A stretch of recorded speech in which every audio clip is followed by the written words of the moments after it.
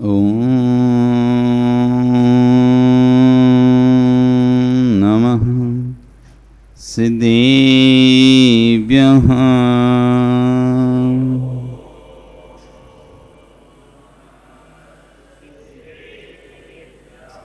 ॐ नमः सिद्धेभ्यः।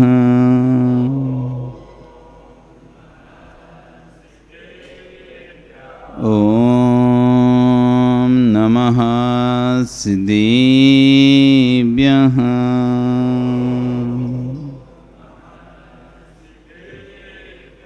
तिर्यणे खग्गिणाय रोतारी मोय सैर सिरेणि बिहू आयरी राहू पसियो परवादिन्यो भव्य जी लोए। नमो अरियंताणं नमो सिद्धाणं नमो आयरियाणं नमो वज्रायाणं नमो लोए सव्यसाहुणं। बोले अनंत अनंत से परमेष्टि भगवान की, आदिब्रह्म आदिनाथ भगवान की, वर्तमान शासन महावीर भगवान की, आचार्य गुरु श्री 108 विश्व सागर जी, आचार्य गुरु कुंद कुंद स्वामी महाराज की, आचार्य जिन सेन स्वामी महाराज की, आचार्य गुरु विश्व सागर जी महाराज की, अहिंसा में विश्व धर्म की, परम पूज मुनि श्री 108 अर्जुन सागर जी महाराज की जय। भवबंधु वर्तमान शासन न्यायिक वर्धमान स्वामी के शासन में तीर्थंकर प्रभु की चरण निश्राम में बैठकर हम सभी जिन देशना का श्रवण कर रहे हैं, ये जिनेन्द्र वाणी मनीष्यो जगत कल्याणी है। आचार्य भगवान जिन सेन स्वामी महाराज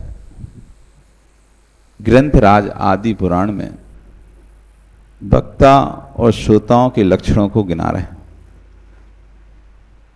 जब भी कोई वक्ता गद्दी पर आता है, ऐसा नहीं कि किसी को ही हम गद्दी पर बिठा देंगे। उसमें कौन से गुण होना चाहिए? हम श्रोता हैं, हम में जब लक्षण कहे गए हैं तो वक्ता के भी लक्षण बताएं। श्रोता के लक्षण हैं कि श्रोता कैसा होना चाहिए, तो आचार्य भगवान कहते हैं वक्ता कैसा होना चाहिए, ये भी बहुत आवश्यक है। यदि वक्ता अप्रामाणिक है, तो वाक् प्रमाणिक नहीं हो सकता। बोलने वाला प्रमाणिक नहीं है तो उसके द्वारा गए कहे वचन भी प्रमाणिक नहीं होते हैं। इसलिए वक्ता प्रमाणिक होना चाहिए। वक्ता कैसा होना चाहिए? यदि वक्ता लोभी है, क्रोधी है, मानी है, मायावी है, तो उसके जो वचन हैं वो भी प्रमाणित नहीं माने जाएंगे। क्योंकि लोभ के वशीभूत बोलेगा, क्रोध के वशीभूत होकर बोलेगा, मान के वशीभूत होकर बोलेगा, मायाचारी वशीभूत होकर बोलेगा, तो वाक् प्रमाणिकता में नहीं आएंगे। क्योंकि कोई भी ग्रंथ जब हम प्रारंभ करते हैं, कोई भी ग्रंथ की जब वाचना करते हैं, तो वाचक जो वाचना कर रहा है वो वाचक, और जो वाचना सुन रहा है, ऐसे श्रोता दोनों जब तक व्यवस्थित नहीं होंगे, वाचक वाचना करने वाला और श्रोता सुनने वाला जब तक दोनों व्यवस्थित नहीं होंगे, तब तक जिनवाणी का रसास्वादन नहीं आ सकता। एक बार एक व्यक्ति भोजन मांगते मांगते एक सेठ के यहां पहुंचता है। बड़ा सेठ था, उसके यहां पहुंचता है और भोजन मांगता है। सेठ के यहां बढ़िया खीर बनी हुई थी। सेठ के यहां बढ़िया खीर बनी हुई थी, जिसमें बढ़िया काजू किशमिश आदि डालकर उसने बनाई थी, और उसी समय उस भिखारी का पहुंचना हुआ तो सेठ के लिए बोलता कुछ दे दिए थोड़ा खाने के लिए।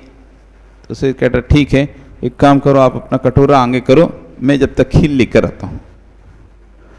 वो अपनी सुंदर अच्छी खीर लेकर आता है और भिखारी अपना कटोरा आगे करता है, वो देने के लिए अपना हाथ आगे करता है, लेकिन थोड़ी देर बाद वो हाथ वापस ले लेता है, खीर नहीं देता, खीर नहीं देता।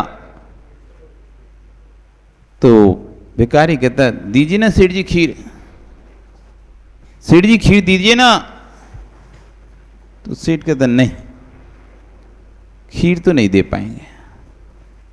क्यों? देखो तुम्हारे पात्र में कितनी मिट्टी लगी हुई है, कितनी धूल है, कितना कंकड़ पड़ा हुआ है, हम खीर नहीं दे पाएंगे। तो भिखारी कहता है सेठ जी खीर खाना मुझे है, खीर आपको तो खानी नहीं है, आपको तो देना है, खीर मुझे खानी है। आपकी खीर अच्छी है तो दो, आपको क्या टेंशन, आपकी खीर में पूरा मिष्ठान डला है, मावा डला है, अच्छा डला है, आपकी तो अच्छी खीर है, आप क्यों टेंशन लेते हो, आप तो दो खीर मुझे। तब भी सेठ कहता नहीं, खीर मेरी अच्छी है, उसमें मीठा भी है, मावा भी है, मिष्ठान भी है, सब कुछ है, स्वादिष्ट भी है, लेकिन फिर भी नहीं दूंगा।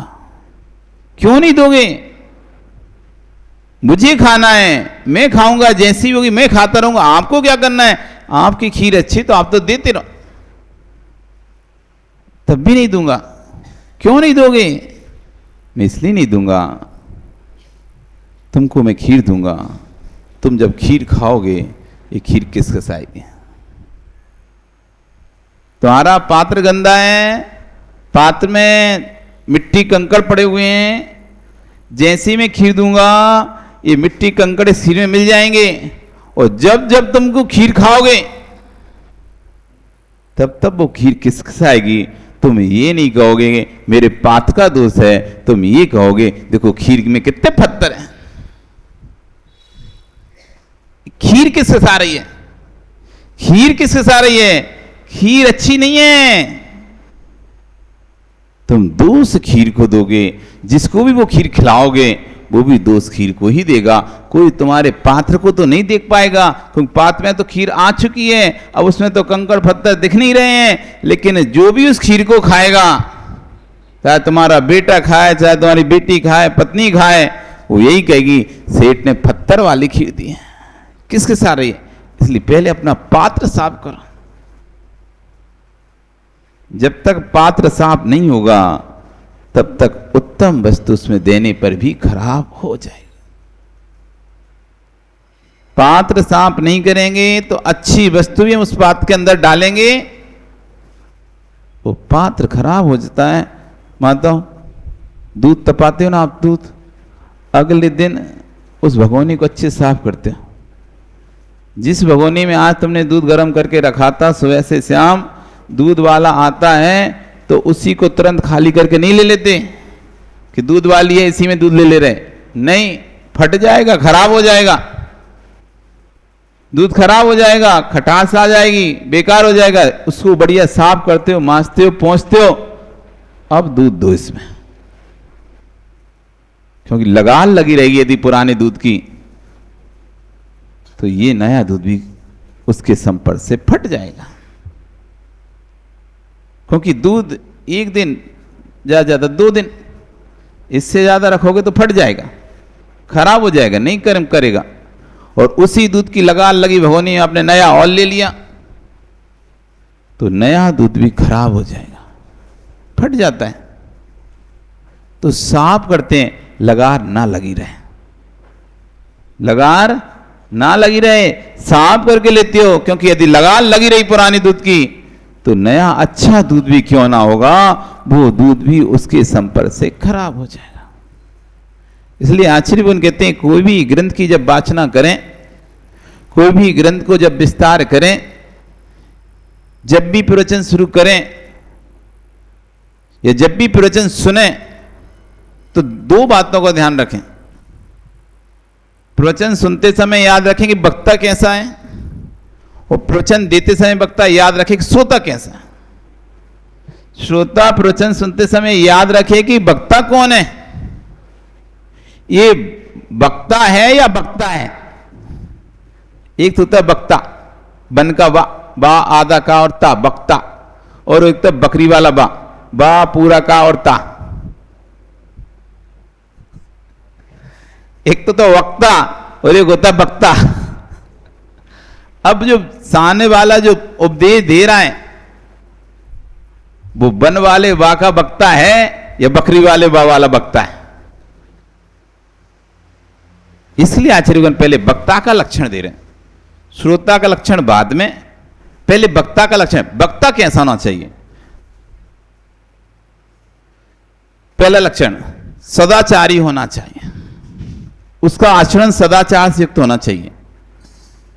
नहीं तो इधर तो ऐसा ना हो जाए पंडित जी भट्टा खाएं और दूसरों को उपदेश दें। पंडित जी भट्टा खाएं और दूसरों को उपदेश दो भट्टा मत खाओ। आचरण जिसका सदाचरण होना चाहिए। भाषा की कुशलता भिन्न विषय है, वो आचरण भिन्न विषय है। बड़े बड़े वक्ता हुए हैं, बड़े बड़े मोटिवेशनल स्पीकर हुए हैं, जो जीवों की रक्षा की बात करते हैं वो मांस खाते हैं। जीव दया की बात करते हैं, गरीबों की रक्षा की बात करते हैं, गरीबों की सेवा की बात कर रहे हैं, माता पिता की रक्षा की बात करते हैं, मोटिवेशन स्पीच दे रहे हैं, और मुर्गी मछली अंडा मांस खा रहे हैं।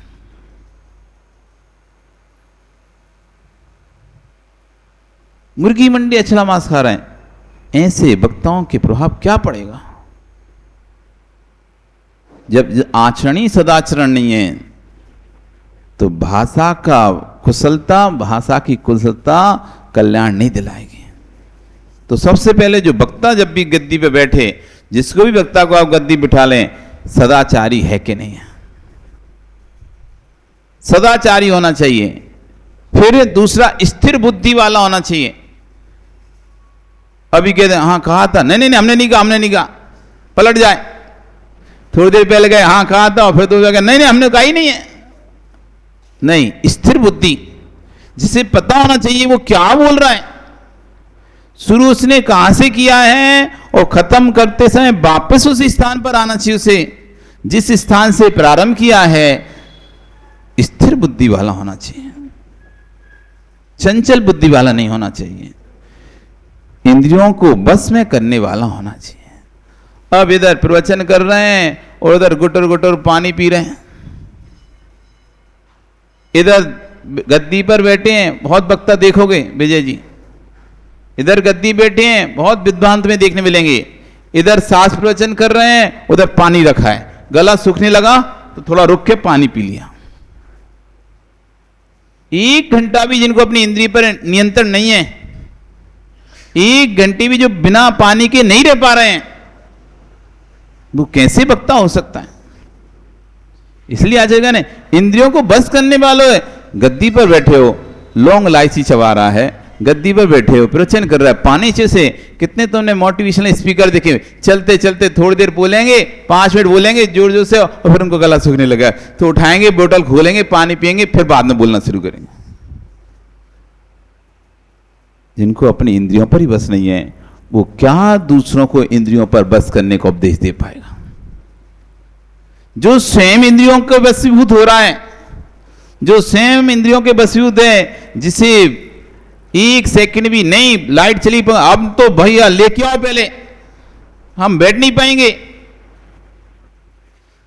जिसे एसी हॉल चाहिए, बिना ठंडे के रह नहीं सकता, ठंडी में हॉट हॉल चाहिए, गर्मी चाहिए, जिसकी स्वयं की इंद्रियां, जिसे खाने के लिए अच्छा अच्छा चाहिए, लुटता है, अच्छा नहीं मिलेगा तो नहीं बोलेंगे, अच्छी चारों तरफ सेंट खुलेल फुलेल चाहिए, अच्छा संगीत सुनने चाहिए, तब जाके हम प्रवचन करेंगे, तब जाकर हम बोलेंगे। जो अपनी इंद्रियों को बस नहीं कर पा रहा, वो क्या दूसरों को इंद्रियों को बस करने का उपदेश दे पाएगा? इसलिए जो वक्ता होना चाहिए क्यों कहा आचार्यों ने तीर्थंकर देव, पित्ती उत्तर करता गणधर देव, तो उत्तर करता आचार्य देव। इंद्रियां बसाती था, जो इंद्रियों के स्वयं बस में है, वो क्या दूसरों से इंद्रियों की बस से दूर रहने की बात करेगा। इसलिए आगम की गद्दी पर बैठने का अधिकार परमेष्ठियों को ही दिया है। क्यों? क्योंकि इंद्रिय को बस में करने वाले होते हैं। 24 घंटे में एक ही बार भोजन पानी ले रहे हैं, जिन्हें ना सुख दुख में समता भाव रहता है, जिन्हें किसी चीज से ना तो अधिक लगाव है ना विद्वेष है। तो इंद्रियों के बस में करने वाला, जिसकी सब इंद्रियां समर्थ हो, ऐसा नहीं कि दिमाग काम नहीं कर रहा हो, आंख काम नहीं कर रही हो, कान काम नहीं कर रहे हो, ऐसा नहीं, सुने नहीं रहा, अब कोई कुछ पूछ रहा है वो सुने ही नहीं रहा, कान ही काम नहीं कर रहा उसका, कोई कुछ दिखा रहा है आंख ही काम नहीं कर रही, देख ही नहीं पा रहा, वो ढंग से बोल ही नहीं पा रहा, हकला के बोल रहा है, तो आधे शब्द सही निकल रहे हैं, आधे गलत निकल रहे हैं, बैठ ही नहीं पा रहा। इसलिए कहा आचार्य ने सब इंद्रियां जिसकी समर्थ हो, वक्ता ऐसा होना चाहिए। जिसकी इंद्रियां ही समर्थ नहीं है वो क्या तुमको उपदेश दे पाएगा। जिसके अंगोपांग सुंदर होना चाहिए, सब अंगोपांग व्यवस्थित हो, टेढ़ा आड़ा कोबड़ा खुजरा सा पीठ कुबड़ निकल रही हो, मुंह टेढ़ा हो, हाथ पैर टेढ़े आड़े हो, ऐसा वक्ता गद्दी पर शोभा नहीं देगा। जिसके वचन स्पष्ट परिमार्जित हो, वचन स्पष्ट निकलते हो और परिमार्जित हो, मतलब इसको पता रहे कि कैसे बड़ों से बात करनी है, कैसे छोटों से बात करनी है। ये नहीं कि कपूर चंद जी को देखकर ए कपूर, नहीं, उम्र में पद में भले आप बड़े हो सकते हो, लेकिन में उम्र में कपूर चंद ही बड़े हैं। सुमीर जी, पद में हम बड़े हो सकते हैं, लेकिन हमारी उम्र के आपके बेटे हैं, कपूर चंद जी के पोते हैं, तो शब्द परिमार्जित होना चाहिए वक्ता का, कुछ भी श्रोता को ना बोल दे, उम्र के लिहाज से शब्दों का उपयोग करने वाला होना चाहिए। कैसा सामने वाला श्रोता है, यदि आपसे उम्र में बड़ा श्रोता है तो आपके शब्द परिमार्जित होना चाहिए। तू तड़ाक की बात, ए तू क्या कर रहा है, तू आया नहीं, तू गया नहीं, तू बैठा नहीं, ये तू तड़ाक की भाषा वक्ता के मुख से अच्छी नहीं लगती। तुम नहीं आए, आप नहीं आए, वे नहीं आए, इस सर्वनाम संबोधित शब्द जिसमें सम्मान झलकता है, ऐसे शब्दों का बोलने वाला होना चाहिए। और कहें सबको प्रिय लगने वाले, कैसे भी शब्द नहीं बोल सकता, सबको प्रिय लगने वाले शब्द होना चाहिए।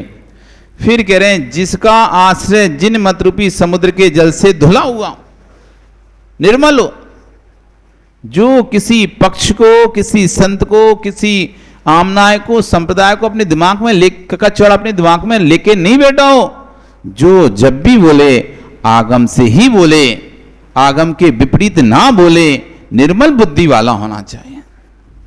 अपनी मन की बात कहने वाला नहीं होना चाहिए, आगम की बात कहने वाला होना चाहिए। सोचो, वक्ताओं पर इतनी कंडीशंस हैं, ये तो श्रोताओं की तो बताई नहीं हमने, कल थोड़ी सी बताई थी ना, आज पूरी बताएंगे। जब वक्ताओं की इतनी, श्रोताओं पे 14 कंडीशन लगाई हैं आचार्य ने, हमने नहीं लगाई, नहीं तुम सोचो महाराज जी नहीं बोल रहे हैं, आचार्य जिनसेन स्वामी बताएंगे ये सब।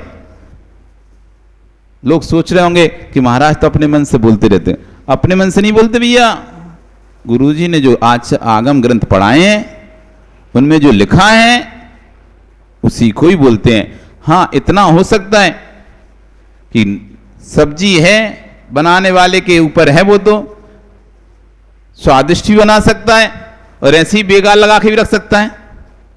अरे सब्जी है, सब्जी तो मूल है, अब कोई थोड़ा सा अच्छा बगाल लगा लेता है, कोई कम घी लगाता है, कोई कम तेल लगाता है, कोई थोड़ा अच्छा तेल लगाता, बस इतना ही है बनाने वाले का। बाकी सब्जी तो सब्जी है। लौकी तो तुमको भी धर्मचंद मिलेगी, उत्तम को ही मिलेगी, इसको भी मिल जाएगी, अवय को भी मिल जाएगी, लेकिन उस लौकी को बनाने का अंतर है। एक लौकी काली करके रख देता है पूरी, देखने को खाने को मन नहीं होता।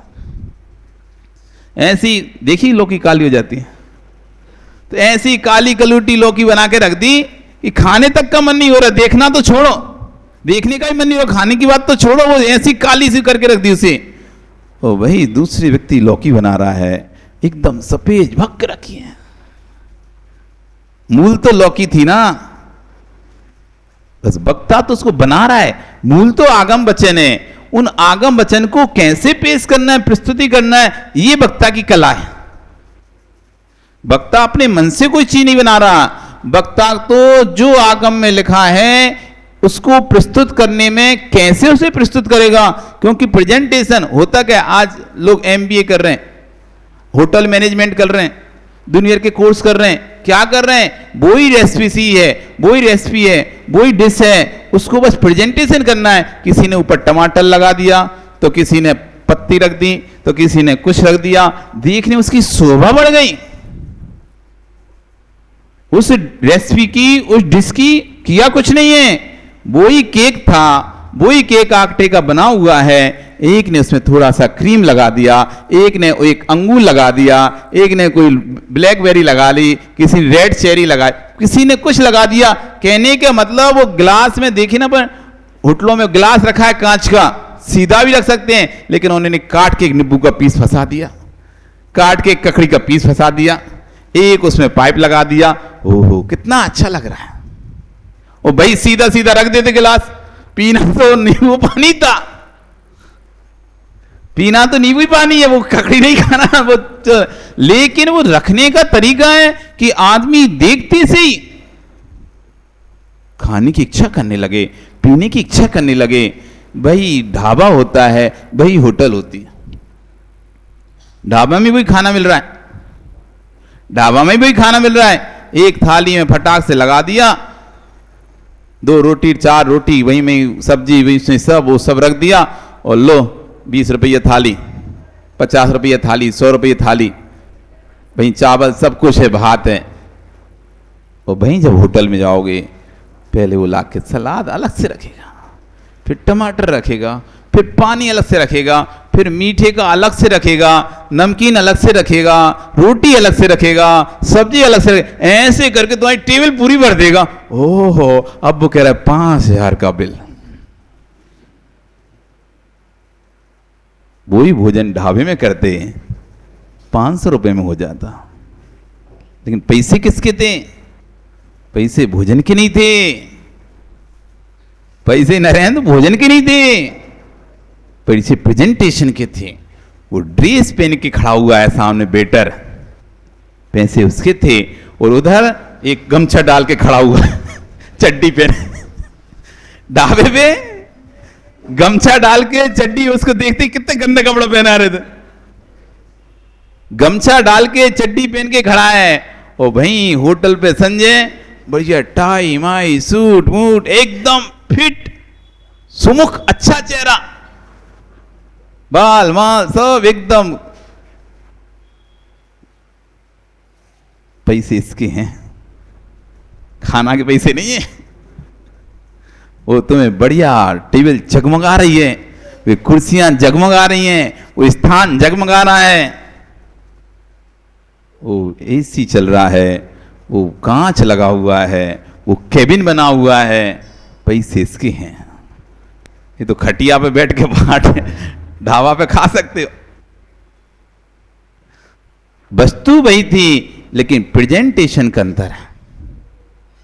रोटी वही है, चाय वही है, होटल पे पी लो, ठेला पे पी लो, भाई चाहे तुम कैफे में जाके पी लो, कोई अलग से अमृत नहीं डाल देगा उसके अंदर। वही ठेले की चाय 10 रुपया में पी लोगे, भाई कैफे में जाओगे तो 100 रुपया में पियोगे, कोई अमृत नहीं डाला। बस आपको बैठने की अच्छी व्यवस्था दी उसने, आपको थोड़ा सा ठंडा गरम जो भी चाहिए पानी और रख दिया, और 100 रुपये ले लिया। प्रेजेंटेशन। इसलिए आचार्य वन कह रहे हैं कि सामने वाला कैसा प्रेजेंटेशन आपका करता है। वस्तु तो वही है, आगम ही है, लेकिन आगम को कहने के तरीके अपने अपने अलग होते हैं। तो हम जो भी कहेंगे वो आगम से कहेंगे, हो सकता है कहने का तरीका अलग हो सकता है। किसी को कोई बनाने वाला शेफ ज्यादा नमक खाता है तो नमक ज्यादा डालता है, कोई को मिर्ची ज्यादा पसंद हो मिर्ची डालता है भोजन में, किसी को कुछ नहीं पसंद होता तो सादा बनाता है। तो जिसकी जैसी पसंद होती है वो वक्ता को उस हिसाब से उसको प्रेजेंटेशन करता है, लेकिन होगा वो आगम से संबंधित है। तो कैसा कह रहे हैं, जिसका मत निर्मल है, जिसका दिमाग का कचरा जिनवाणी के जल से धुल चुका है, जिसकी वाणी समझ दोषों के अभाव से अत्यंत उज्ज्वल हो, श्रीमान हो, सभाओं को बस में करने वाला हो। नहीं तो कोई इधर, अब वो प्रवचन कर रहा है, कोई इधर बात कर रहा है, कोई इधर बात कर रहा है, कोई इधर बात कर रहा है, कोई इससे कर रहा है, कोई ये काम कर रहा है, भैया हो गए प्रवचन। तो जो वक्ता हो इतना योग होना चाहिए कि पूरी सभा को अपने बस में कर सके, अपने होल्ड में कर सके।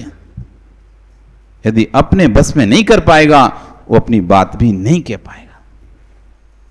इसलिए सभा के में बस में करने वाला होना चाहिए, प्रशस्त वचन बोलने वाला होना चाहिए, अच्छे वचन होना चाहिए उसके अंदर से निकलने वाले। भांड वचन, गाली गलौज, तू तड़ाक, तेरा मेरा वचन नहीं होना चाहिए, प्रशस्त वचन होना चाहिए।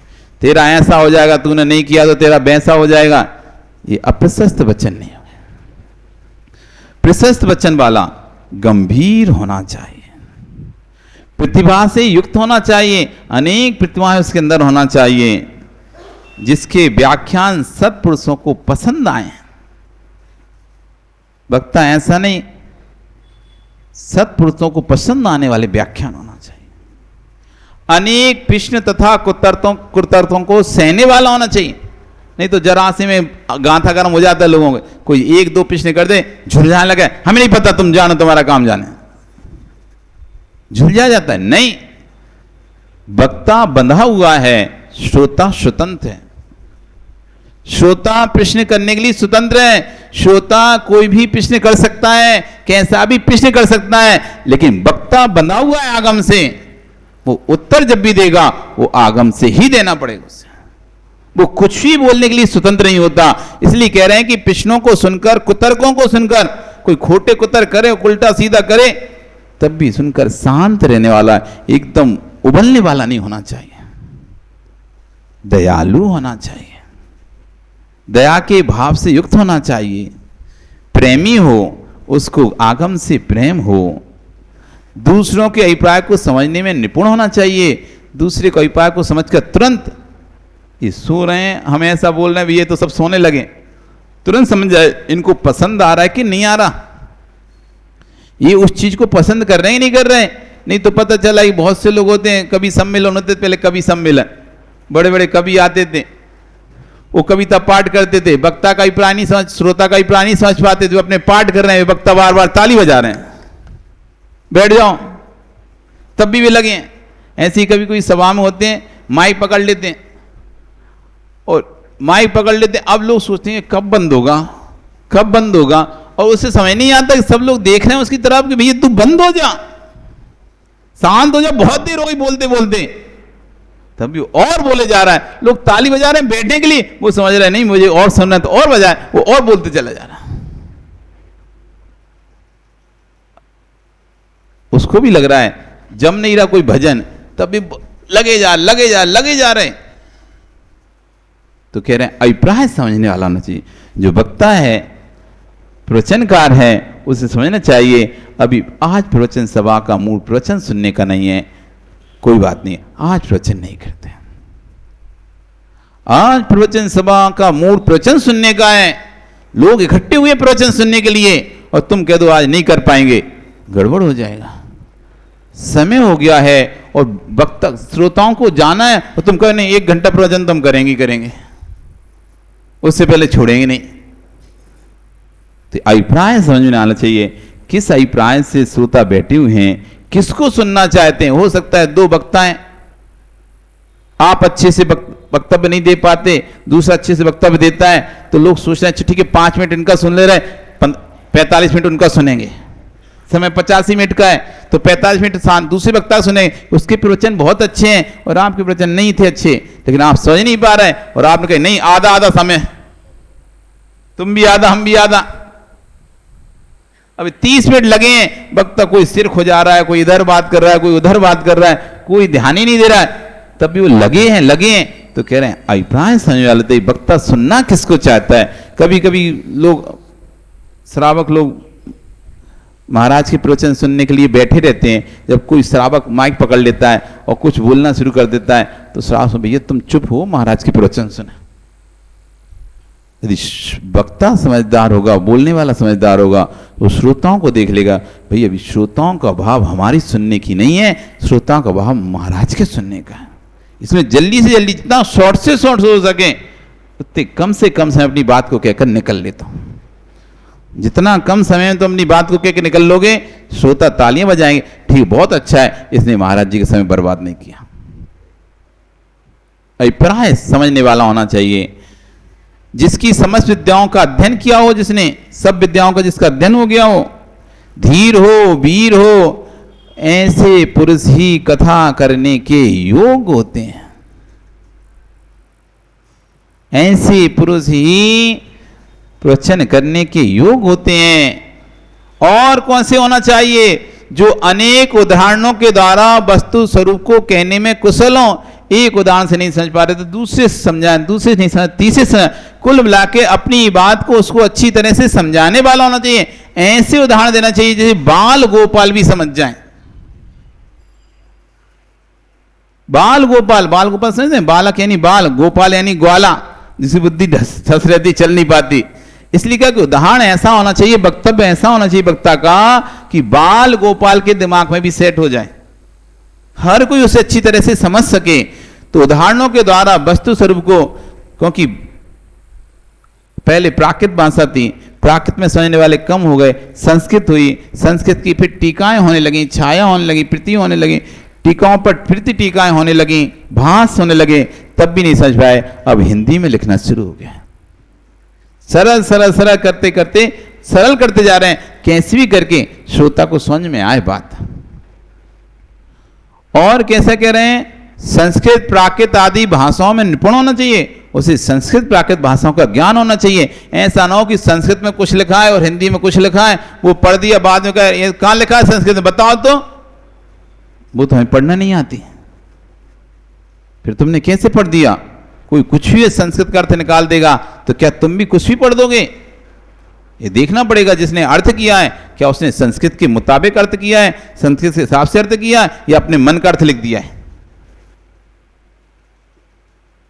इसलिए संस्कृत प्राकृत का ज्ञाता होना चाहिए, अनेक शास्त्र और कलाओं का जानकार होना चाहिए। उत्तम वक्ता, वही उत्तम वक्ता कहा जाता है। वक्ता को चाहिए कि कथा कहते समय उंगली नहीं चटकाए, ऐसे बैठे हैं और चटका रहे हैं और बातें कर रहे हैं, नहीं, उंगली नहीं चटकाना चाहिए। कथा करते हैं, प्रवचन करते समय उंगलियां नहीं चटकाने वाला होना चाहिए। और कैसा होना चाहिए? कौवे की भांति भौं ना चलावे। जैसे कौवा देखो ना आप, 1 सेकंड भी आंख को स्थिर नहीं कर पाता, फट फट फट फट। तो कौवे की भांति भौं ना चलावे, ना भौं चलावे, ना किसी पर आक्षेप करे, ना हंसे, ना जोर से बोले, ना धीरे से बोले। सारी कंडीशंस हैं। यदि कचाती सभा में जोर से बोलना भी पड़ा है तो उद्धतता छोड़कर सत्य प्रमाणिक वचन इस प्रकार बोले जिससे किसी को क्षोभ ना हो। यदि बोलना ही पड़े, समझाना पड़े श्रोता को, यदि श्रोता कुटिल हैं उनको समझाने के लिए जोर से बोलना भी पड़े, तो ऐसे बोले कि सभा में क्षोभ पैदा ना हो, हलचल पैदा ना हो, अपनी बात भी कह दे वो पता भी ना चले, अपनी बात भी कह दे पता भी ना चले, जिसको जो समझाना था वो समझा दे, बाकी सभा को लगे प्रवचन चल रहा है, बाकी व्यक्ति समझ जाता है। प्रवचनकार अपने प्रवचन जब करता है, यदि कुशल प्रवचनकार है, कुशल वक्ता है, वो अपनी बात इस तरह से कहेगा कि जिसको समझना है वो समझेगा, बाकी सब प्रवचन समझेंगे। जैसे कि तालाब में मछलियों के लिए जब दाना डाला जाता है तो वो मछलियों को ही हितकारी होता है, बाकी उसमें तो मेढक भी रहते हैं और भी जानवर सब रहते, लेकिन उनको असर नहीं करता। जिसको डाला जा रहा है उसी को असर करता है, बाकी सबके लिए सामान। ऐसे ही कह रहे हैं कि क्षोभ ना हो, वक्ता को हमेशा वही वचन बोलना चाहिए जो हितकारी हो, परिमित हो, धर्मोपदेश से सहित हो, यश को करने वाला हो। अवसर आने पर अधर्मयुक्त तथा अकीर्ति फैलाने वचन, अवसर आने पर भी अधर्मयुक्त और अकीर्ति को फैलाने वाले वचन नहीं कहना चाहिए। आज तुम्हें अवसर मिला है तब भी नहीं, इन वचनों को बोलूंगा, अकीर्ति हो जाएगी सामने वाले की, नहीं बोलता।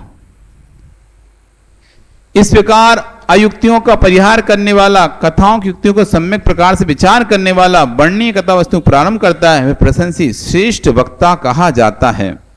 बुद्धिमान वक्ता को चाहिए वह अपने मत की स्थापना करते समय आक्षेपणी कथा कहे, मिथ्या मत का खंडन के समय विक्षेपणी कथा कहे, पुण्य के फल की विभूति आदि वर्णन के लिए संवेदनी कथा कहे और बैराग को उत्पन्न करने वाली निर्वेदनी कथा कहे। 4 प्रकार की कथा होती हैं, आक्षेपणी, विक्षेपणी, निर्वेदनी और संवेदनी। आक्षेपणी, विक्षेपणी, संवेदनी, निर्वेदनी, संवेदनी और निर्वेदनी, ऐसी 4 कथाएं हैं। जिसमें आक्षेपणी कथा, आक्षेपणी कथा मतलब स्वमत का मंडन करना, अपने मत को रखना, अपने धर्म के मत को रखना। हम स्यादवादी हैं, हम सतासतवादी हैं, हम नित्यानित्यवादी हैं, हम एकानेकवादी हैं, ये मेरा मत है, मैं अनेकांत दृष्टि वाला हूं, मैं वीर प्रभु को मानने वाला हूं, मैं ईश्वर कर्तृत्व को नहीं मानने वाला हूं, मैं सृष्टि कर्तृत्व को नहीं मानने वाला हूं, मैं अवतारवाद को नहीं मानने वाला हूं, ये मेरे मत हैं। मैं केवली भुक्ति को मानने वाला नहीं हूं, मैं स्त्री मुक्ति को मानने वाला नहीं हूं, मैं केवली के कबलहार को मानने वाला नहीं हूं, ये मेरा मत है, ये मेरा सिद्धांत है। अपने सिद्धांत को रखना, अपनी सिद्धांत की पुष्टि करना, ये आक्षेपणी कथा कहलाती है।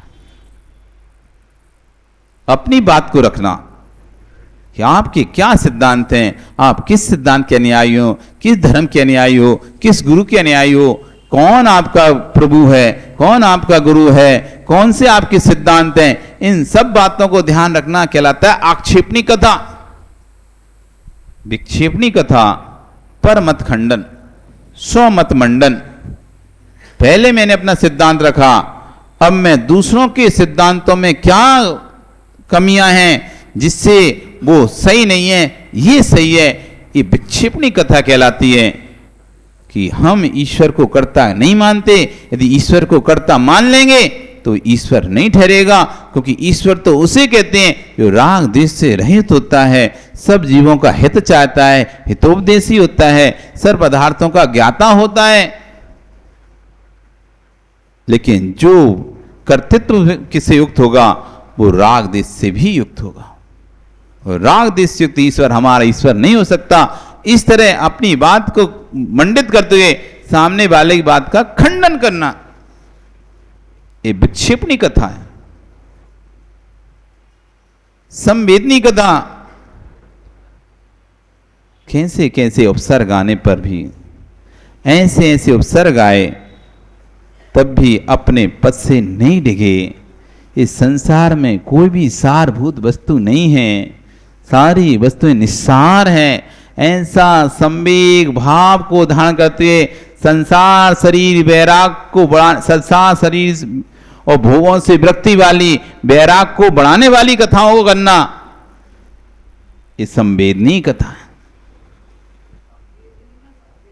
संवेदनी, वेदनी, संवेदन होता है ना, संवेदन, संवेदनी कथा है कि पुण्य का क्या फल मिला, उसने त्याग किया। देखो उसने एक दिन का त्याग किया तो स्वर्ग चला, मोक्ष स्वर्ग चला गया। उसने ऐसा त्याग किया तो नारायण पद प्राप्त हुआ। उसने ऐसा किया तो अनंगसरा ने 2000 वर्ष तपस्या की है तो आगे जाके अनंतमती ने तपस्या की, आगे जाके विशल्य बने। इस तरह से पुण्य के फल को दिखाना ये संवेदनी कथा, और वैराग को उत्पन्न करने वाली कथा वो निर्वेदनी कथा।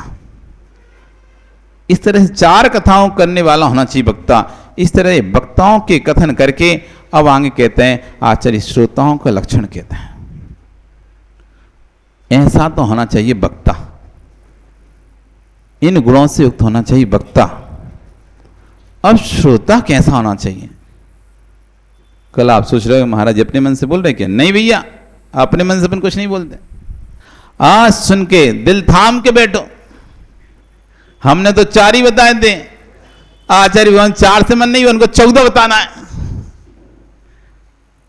4 में नहीं ढूंढ पाओ तो 14 में ढूंढो। अब 4 में नहीं ढूंढ पा रहे थे हम, कौन से हैं तो सेट नहीं हो रहा होगा कि नहीं आए, ऐसे तो नहीं है हम, ऐसे भी नहीं है, ऐसे ही नहीं है, तो 4 ही बताए महाराज ने, दिन में तो कोई से भी नहीं आते। अब हमने नहीं बताया भैया, हमने तो उसमें से 4 छांट के बताए थे, अब पूरे बता दे रहे 14।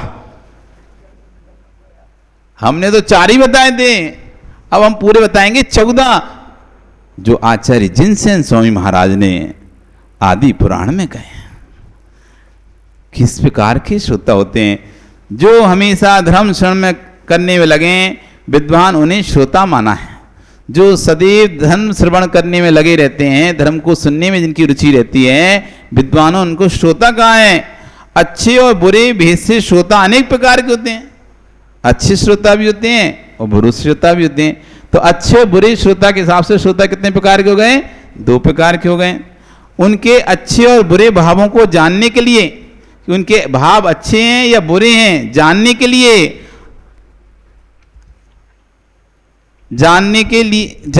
लिए नीचे लिखे अनुसार दृष्टांतों की कल्पना की जाती है। अब दिल थाम के सुनो, कैसे कैसे श्रोता होते हैं, जिनमें से अच्छे कौन कौन से हैं और बुरे कौन कौन से हैं।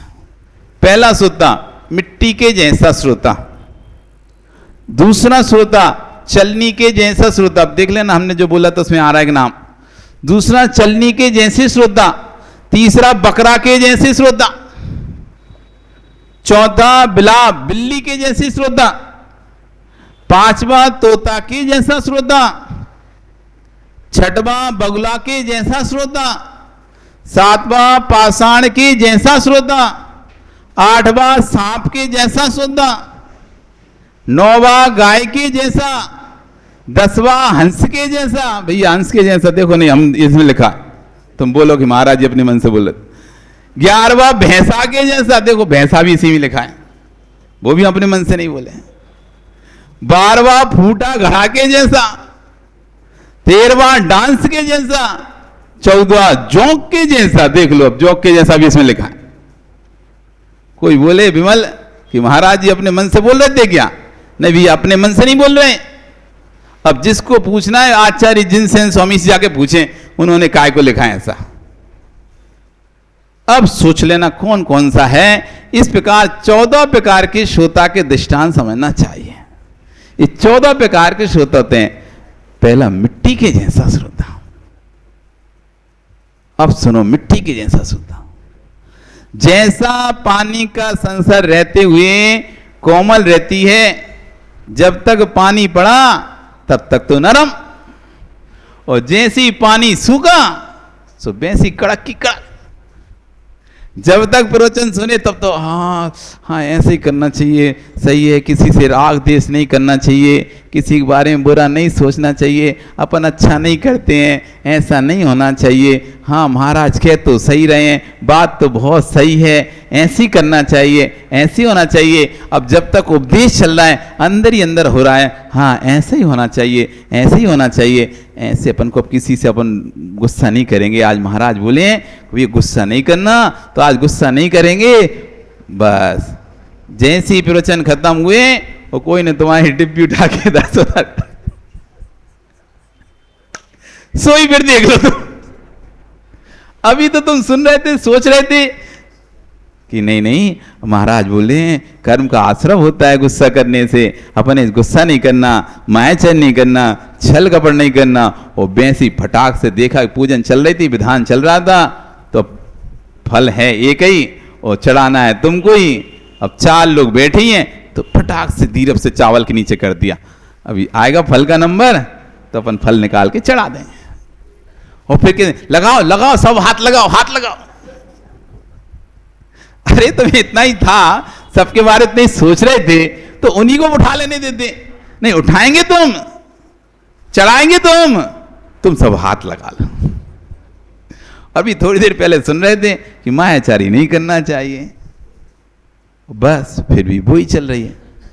तो जैसे बरसात में अभी सारी मिट्टियां, काली मिट्टी गीली हो चुकी है और इतनी बिसक चुकी है, तुम पैर रखो तो घुस जाए, इतना नरम हो चुकी, इतनी नरम हो चुकी है। ऐसे प्रवचन सुनते सुनते व्यक्ति को इतने अंदर से भाव आ गए, ऐसा लगता है अभी घर छोड़ के चला जाएगा।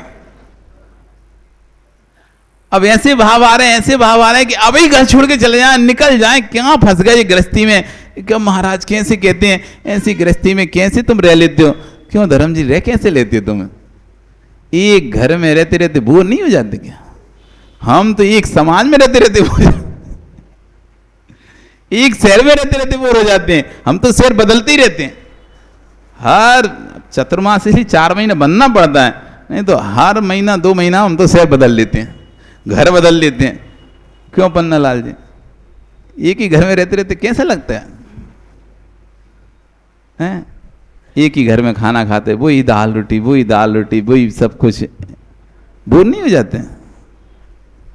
हम तो बड़े थक जाते हैं। हर महीना 2 महीना हुआ नहीं, घर तो छोड़ो शहर ही बदल गया। घर तो हुआ की बात, तुम घर ही बदल पाओगे मुश्किल से। एक घर से चलो अब यहाँ पर गड्ढा हो गया है तो दूसरा घर ले रहे किराए से, अब यहाँ का बदल देते हैं, खराब हो गया तो तुम शहर फिर भी नहीं बदल पाओगे। मुश्किल से पूरी जिंदगी में एक बार घर बदल पाए, और ज्यादा से तो 1 आध बार शहर बदल पाए। हाँ, राजस्थान में रहते यहाँ आ गए, यहाँ ट्यू में रहते तो हो सकता है गुवाहाटी चले जाओ, बस 1 आध 2 ही शहर बदल पाओगे, पूरी जीवन निकल जाएगा उन 2 शहरों में। लेकिन हमको तो भैया महीना भर ही होता है, ऊब जाते हैं। चलो छोड़ो, शहर ही छोड़ो, वो कमरा तो छोड़ो, गांव तो छोड़ो, शहर ही छोड़ दो पूरा।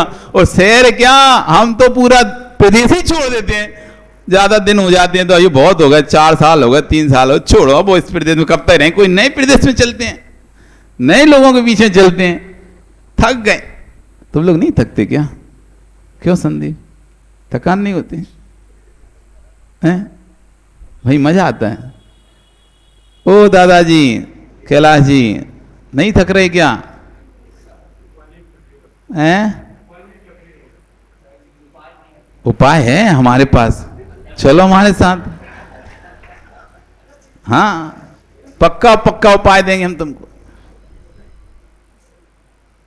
हर महीने तुम्हारा शहर बदलवाएंगे, हर महीने तुम्हें कहते नहीं स्थान बदलवाएंगे।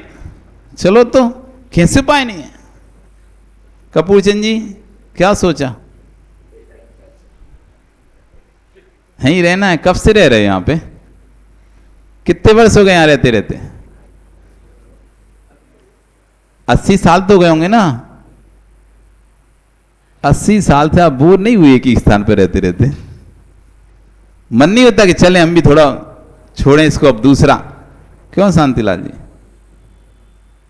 क्या विचार है? वो पदम तो बोलते ही रहता है अब जाना है, लेकिन महाराज हम ऐसे ही बदलते रहते हैं शहर, कहीं ये महाराज पास चले जाते हैं, कहीं कश्मीर चले जाते हैं, तो कहीं कन्याकुमारी चले जाते हैं, ऐसे ही बदलते रहते हैं। तो कह रहे हैं मिट्टी जैसा सूता, प्रवचन सुनता उसमें तो ऐसा लग रहा है अरे बाप रे, कितना संसार में दुख है, कष्ट है, ऐसे संसार में नहीं रहना चाहिए। और जैसी वहां गए, वो बेटा ने कहा लो ये चाबी दुकान की, बैठो दुकान, ये लो पोता को खिलाओ, इस पोता को।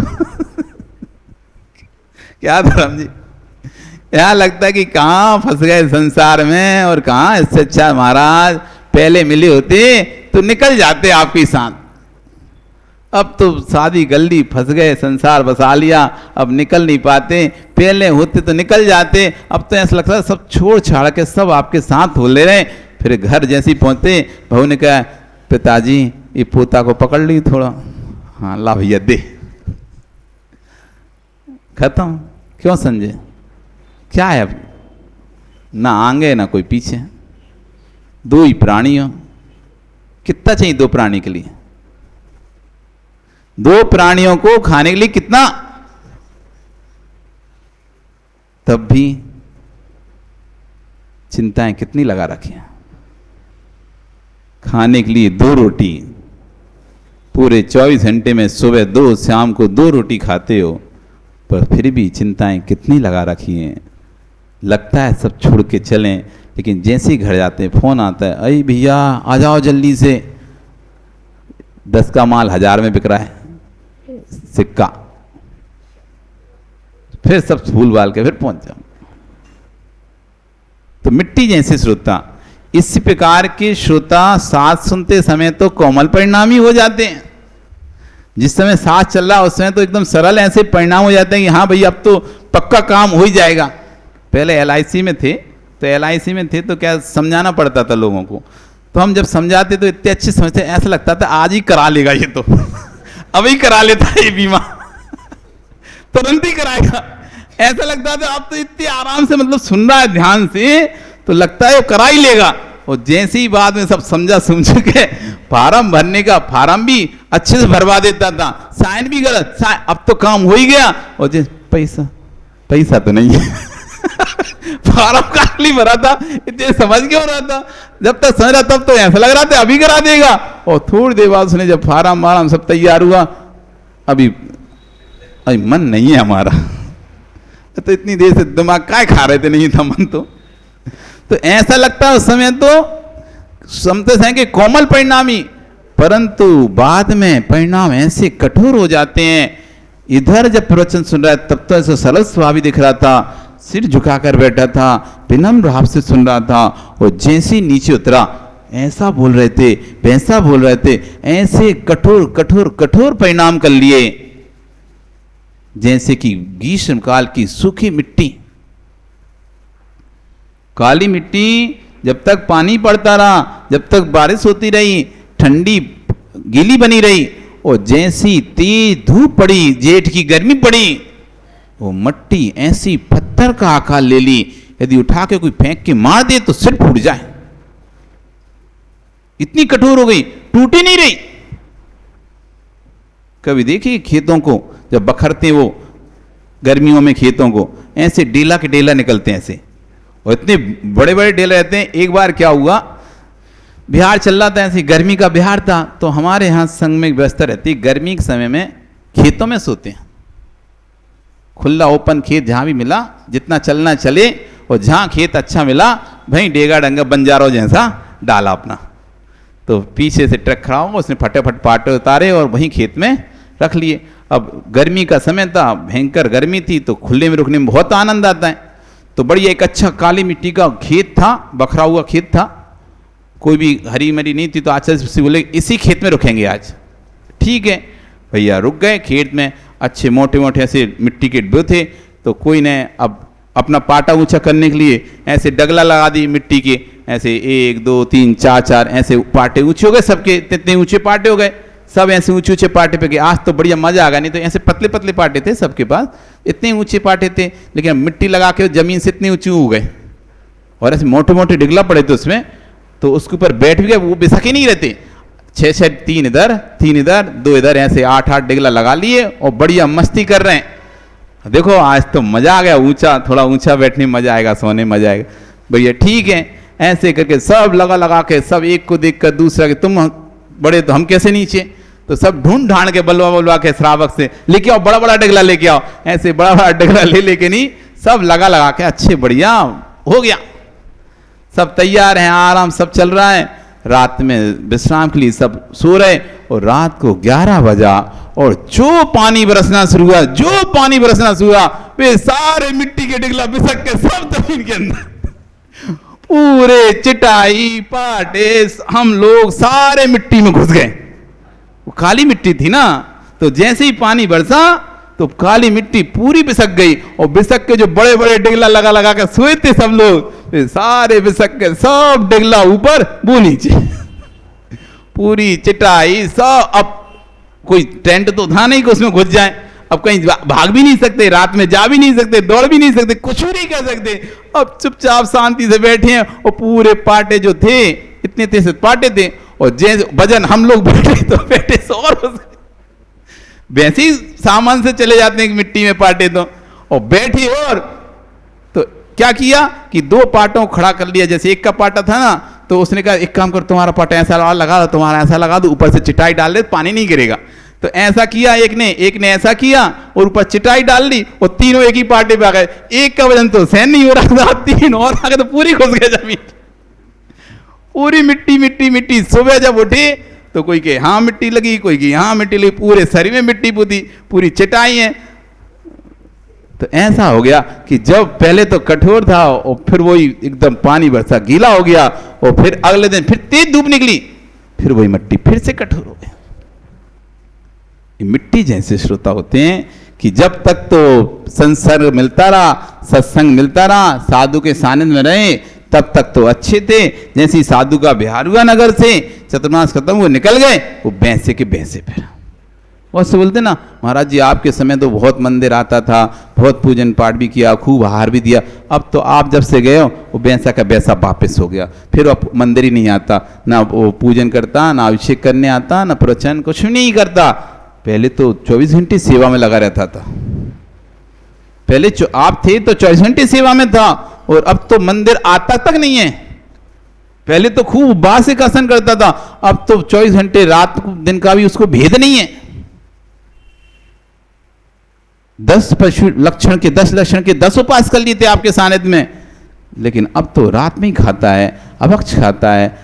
ये मिट्टी जैसे वाले श्रोता थे कि जब तक संसर्ग रहा पानी का, तब तक तो वो गीली बनी रही, और जैसे ही पानी का संसर्ग खत्म हुआ और वापस अपने मूलभूत रूप में आ गई, कठोर की कठोर हो गई। ये मिट्टी जैसा श्रोता है। इस प्रकार के श्रोता सुनते समय कोमल तो बाद में कठोर हो जाते हैं, मिट्टी समान होता है। अब दूसरे श्रोता चलनी के जैसे श्रोता। कैसे? चलनी के जैसे श्रोता। जिस प्रकार चलनी सारभूत आटे को निकाल देती है और छोक छोक को बचा रखती है। चलनी देखिए, चालते हैं ना घर में आटा, चालन, तो क्या होता है उसमें से सार तो निकल जाता है, अब चलनी बचता क्या है? फोका, जिसका ना खा सकते हैं बना सकते कुछ भी। चलनी में बचा क्या? जो मूल आटा था, जो उसको निकालना था, आप जिसकी रोटी बनाती वो तो नीचे आपकी परात में आ गया जिससे रोटी बनानी है। अब ऊपर में क्या, उसको क्या करते हो? फेंक देते हो। क्यों? इसका कोई काम नहीं है, अब तो ये तो बेकार है। ये तो ऐसी चलनी जैसे होते हैं श्रोता, छोक तो बचा रखती है, उसी प्रकार वक्ता सारभूत तत्व को छोड़ देते हैं और निस्सार को घेन कर लेते। इतनी देर को उपदेश चलेंगे, 1 घंटे को उपदेश चलेगा। 1 घंटे में तो हमने बहुत सारी बातें कही थी, बहुत अच्छी अच्छी बातें कही थी कि गुस्सा भी नहीं करना, माया चाहिए मायन भी नहीं करना, वो तो नहीं समझ में आया। अरे हमें भैंसा बना दिया इतनी सी समझ में आई बस। और भी तो इतनी देर से कह रहे थे ये विशेषता है, धर्म ऐसा होता है, धर्म वैसा होता है, परिणाम ऐसे रखना चाहिए, परिणाम निर्मल रखना चाहिए, परिणाम अच्छे रखना चाहिए। वो तो नहीं सुनी कि और कह दिया महाराज तो मना कर दिया, अभिषेक पूजा करने से कुछ नहीं होता। सार तो समझे नहीं थे कि सार क्या था। अभिषेक पूजा करते समय भी यदि परिणाम निर्मल नहीं है, परिणाम कुटिल हो रहे हैं, तो ऐसे अभिषेक पूजा करने से कोई फायदा नहीं। परिणाम पूजा अभिषेक करने के बाद भी, प्रवचन सुनने के बाद भी यदि परिणाम में सरलता नहीं आ रही है, निर्मलता नहीं आ रही है, परिणाम वैसे ही कलुषित हैं, तुम्हारे जैसे पहले थे वैसे ही अभी हैं, कोई भी बदलाव नहीं आ रहा है, तो ऐसे पूजा पाठ से तो बिना पूजा पाठ के अच्छे। ये कहना चाह रहे थे, लेकिन उसने समझा क्या? सार तो समझा नहीं, सार तो निकाल दिया चलनी जैसा नीचे, बचा क्या? फोका। अरे बोल रहे थे गुरुजी कि पूजा नहीं करना चाहिए, कोई फायदा नहीं पूजा करने देखो इसलिए हम पूजा नहीं करते। मतलब वो पूजा करता नहीं था ना, तो उसने क्या निकाल दिया इसमें से? गुरुजी बोले थे देखो क्या फायदा होता है पूजा करने से, इसलिए तो हम पूजा नहीं करते, हम तो आ ही नहीं थे, तो मंदिर ही नहीं आते, कोई फायदा नहीं है, गुरुजी बोल रहे थे। ये चलनी जैसे श्रोता हैं जो सार सार को तो निकाल देते हैं और निस्सार जो कोई काम की बात नहीं है उसे ग्रहण कर कर, उसे मन में बिठाकर, उसे हृदय से लगाकर बस अब रूठ के बैठ जाते हैं। रूठने वाले बड़े हत्यारे होते हैं, बड़े पापी होते हैं रूठने वाले। घर में जो लोग रूठते हैं ना, उनसे बड़ा पापी कोई नहीं होता। अब रूठ गए, अब खुद के परिणाम खराब कर रहे हैं, मान नहीं रहे तो दूसरे के परिणाम भी खराब हो रहे हैं। अपने भी भावों के हत्यारे हैं और दूसरे की बेचारा मना रहा है बार, भैया चलो, भैया उठ जाओ, भैया खा लो, भैया बैठ लो, नहा लो, नहीं करना कुछ भी। अब वो मना के खिला रहा है, भैया खा ले, भैया खा ले, परमेश्वर खा ले, परमेश्वर मान ही नहीं रहा, खा ही नहीं रहा, रूठ के बैठेगा, नहीं खाना आज मुझे, खाना ही नहीं खाना। अरे खाने पे काय का गुस्सा? ठीक है, कोई बात है, बात करके खत्म करना, गुस्सा किस बात का? ये रूठना क्यों? ये रूठना मनाना नहीं। तो चलनी जैसे श्रोता होते हैं। तीसरे आ गए बकरा जैसे श्रोता, पर आपका समय हो गया,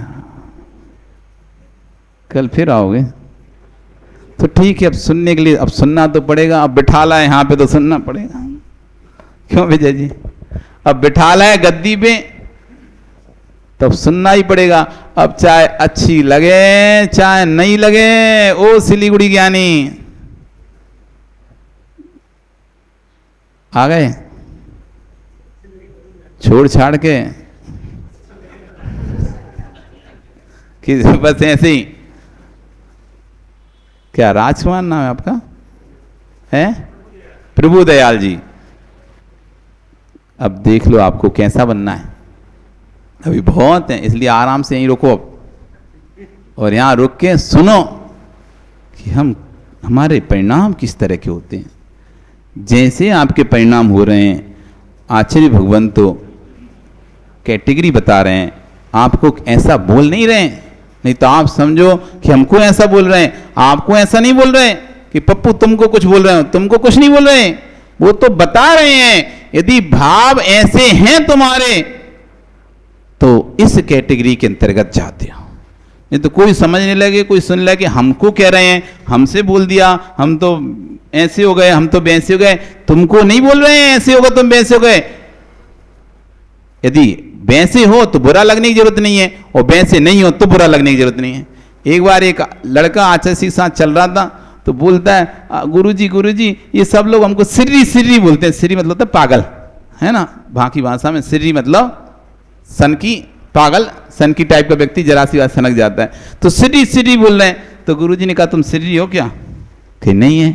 तो यदि तुम सिर्री नहीं है तो बुरा किस बात का मान रहे हो? और तुम सिर्री हो तो बुरा किस बात का मान रहे हो? यदि सिर्री नहीं हो तो बुरा किस बात का, और सिर्री हो तो बुरा किस बात का? यदि आप मिट्टी जैसे, चलनी जैसे, बकरा जैसे, हंस जैसे, भैंसा जैसे, जोंक जैसे श्रोता नहीं हो तो फिर बुरा किस बात का, और हो तो फिर बुरा किस बात का? यदि नहीं हो तो कथा सभा में तो सामूहिक कहा था, कथा सभा में तो सामूहिक कहा जा रहा है, किसी व्यक्ति का नाम नहीं लेके कहा जा रहा, तो आपको बुरा नहीं लगना चाहिए। यदि आपको बुरा लगेगा तो समझ लो कि आप वैसे हो, तब तो बुरा लग रहा है। यदि वैसे नहीं हो तो बुरा मानने क्या बात है? यदि वैसे हो अब बुरा मानने क्या, जब है ही तो फिर क्या बात है? जिसने जैसा था वैसे तो कह दिया, उसमें क्या जाता है? हाँ भैया है।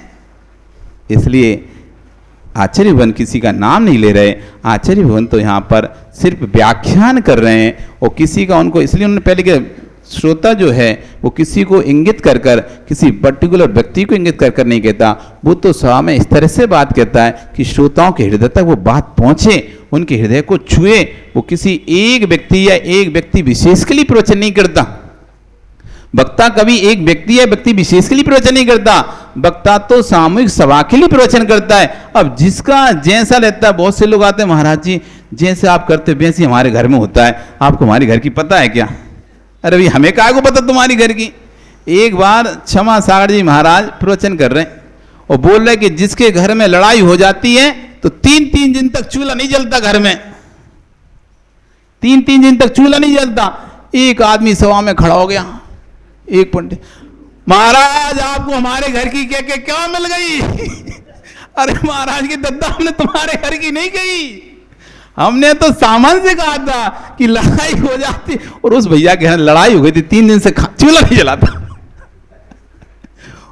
तो बोले महाराज कोई हमारी घर की कह गए और आपने हमारे घर की कह दी। तो महाराज बोले भैया हमने तुम्हारे घर की नहीं कही, हमने तो सामान प्रवचन करा था कि जब कसाय के उदय में आता है व्यक्ति तो 3-3 दिन तक चूल्हा नहीं जलता। अभी तक तो कोई को पता नहीं था कि तुम्हारे घर में लड़ाई हुई थी। अभी तक तो कोई को सभा में पता नहीं था कि तुम्हारे घर में लड़ाई। अब तुम खड़े होकर बोल दिए, अब जरूर सबको पता चल गया। अभी तो हम ही बोल रहे थे कि ऐसे श्रोता होते हैं, वैसे श्रोता है, वैसे श्रोता है, किसी को पता नहीं था तुम कैसे श्रोता हो, वो तो तुम्हें पता था। अब तुम खड़े होकर बोले हम तो भैंसा जैसे हैं, हम तो गधा जैसे हैं, हम तो ठीक है, सबको ही पता चल गया तुम कैसे। इसलिए नहीं, आचार्यवन किसी को कुछ नहीं कह रहे, आचार्यवन किसी को कुछ आक्षेपी विक्षेपी कथा नहीं कर रहे, आचार्यवन तो सामान्य प्रवचन कर रहे हैं। श्रावक जो जिस कैटेगरी का होता है उसे उस कैटेगरी अपने अपने ऊपर लगता है कि मुझे बोला जा रहा है, तुम्हें नहीं बोला जा रहा है, ये तो सामान्य कथन किया जा रहा है। अब यदि आप कहते ना तो चोर की दाढ़ी में तिनका, अब चोर होगा तो उसे डर लगेगा। किसी ने कोई वस्तु चोरी की है और पुलिस आ जाए, बाकी सब लोग सामान बैठे हैं, लेकिन जिसने चोरी की अब उसकी हाव भाव सब बदल जाए। क्यों? उसने की चोरी तो उसे पता है मैंने चोरी की है, तो अब उसे डर लग रहा है कि पकड़ ना जाऊं।